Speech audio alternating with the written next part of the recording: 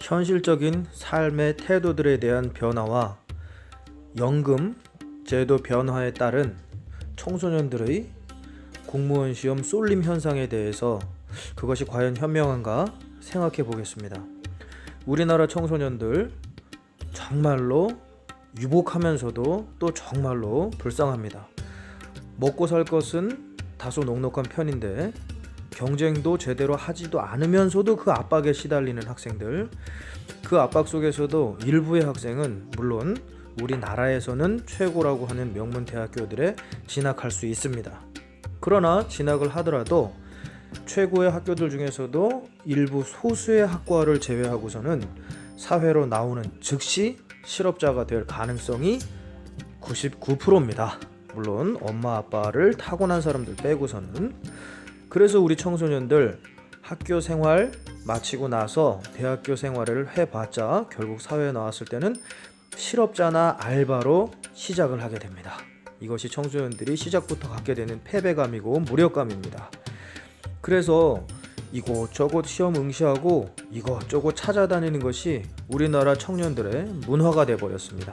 이러다가 이제 곧 결혼해서 애 생기면 그대로 늙어가는 겁니다. 그러다 보니까 나는 의식주만 해결하면 된다. 나는 작게 살 것이다. 라고 생각해서 공무원에 대한 쏠림 현상이 높아지는 겁니다. 다른 사기업에 가면 직장 상사에게 어떠한 험한 대접을 받을지도 모르고 또 언제 잘릴지도 모르고 또 과로에 시달리고 또 연금이 과연 보장이 될지 대기업이 아닌 이상 회사가 망하지 않을지 각종 걱정 때문에 직장 생활을 하기가 어려운 것이 사실입니다. 특히 IMF 이후에 각 기업들이 도산함에 따라 공무원에 대한 쏠림 현상은 더욱더 심해졌습니다. 그래서 학교 생활 6년 한 것보다 더욱더 심한 학원 생활을 하고 나서 이제 공무원 시험을 보게 되는데 그렇게 해서 2, 3년 정도 공부를 해서 9급이든 7급이든 5급이든 합격을 합니다. 여기서 이제 가장 중요한 현상을 우리가 간과하고 있는 겁니다. 공무원 연금 제도가 굉장히 크게 변해가고 있다는 것을 지금 모르고 있습니다. 과거 한 10년 전쯤 전에 퇴직했던 양반들은 연금이 300대 왔다 갔다 합니다.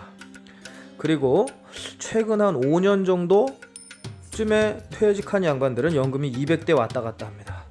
그리고 이제 시험을 봐서 들어가는 공무원들의 퇴직했을 때의 연금은 100만 원 왔다 갔다 합니다.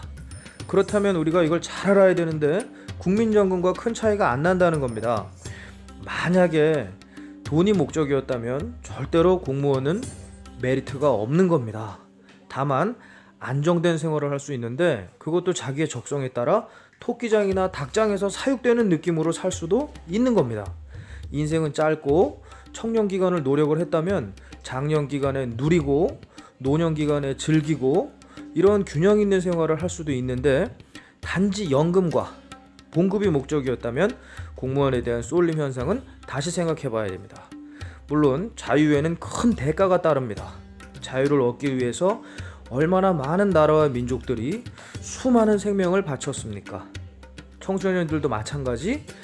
자기가 자유를 얻기 위해서는 사회생활에서 쓰라린 고통을 겪어야 됩니다. 사회에 나와서 자영업을 한다? 자살과 맞먹는 일입니다. 여보 미안해, 또 망했어. 자영업은 미친 짓이야. 그러다 보니까 3포 세대, 4포 세대, 5포 세대를 넘어서 인생 포기 세대로 된 겁니다. 그렇게 포기를 하다 보니까 이 친구들이 없는 돈에도 또 쓰는 거는 잘 쓰는 도덕적 해이 현상까지 나오게 됩니다. 그러다 보니까 고시원 또는 집에서 수험생이 하나의 직업이 되고 그 직업처럼 그냥 쭉 공부하다가 공무원에 합격해가지고서 봉급도 사실 굉장히 작습니다. 그냥 다니는 게 인생에서 그나마 좋은 거라고 생각할 수밖에 없는 이 현실이 된 겁니다. 그렇다고 대기업에 들어간다? 물론 대기업에 들어가려면 첫 번째 부모를 잘 만나거나 두 번째 학교 다닐 때 전교에서 몇 등 정도는 해야 됩니다.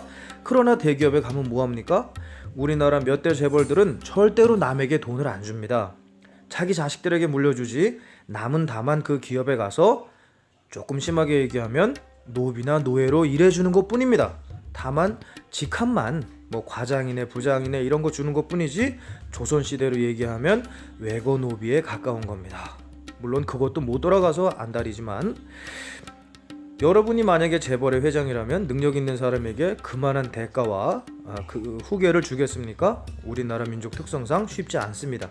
물론 그러는 분도 있고 대기업 재벌 중에서는 상당히 훌륭하시고 민주적인 분도 계시지만, 결론은 뭐냐? 자기 자신의 적성을 자기가 잘 봐야 된다는 겁니다. 그래서 공무원처럼 안정된 직업이 좋다면 봉급이나 연금이 줄어드는 거에도 관계없이 나는 하겠다라고 생각하는 거고, 치열한 경쟁이 좋다면 대기업에 가서 친인척의 혈맹을 자기가 뚫어보겠다라고 생각할 수도 있고, 자영업이 좋다면 간이고 쓸개고 자기 생명이고 싹 다 빼놓고 노력하면 성공은 있습니다.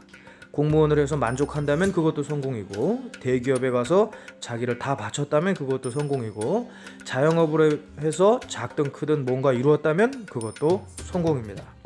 성공이란 자기가 기대했던 것보다 더 많은 것을 얻었을 때 성공이라고 느끼기 쉽습니다. 자기가 노력은 조금 하고 더 많은 것을 원할 때는 어느 길에 있어도 성공은 보이지 않습니다.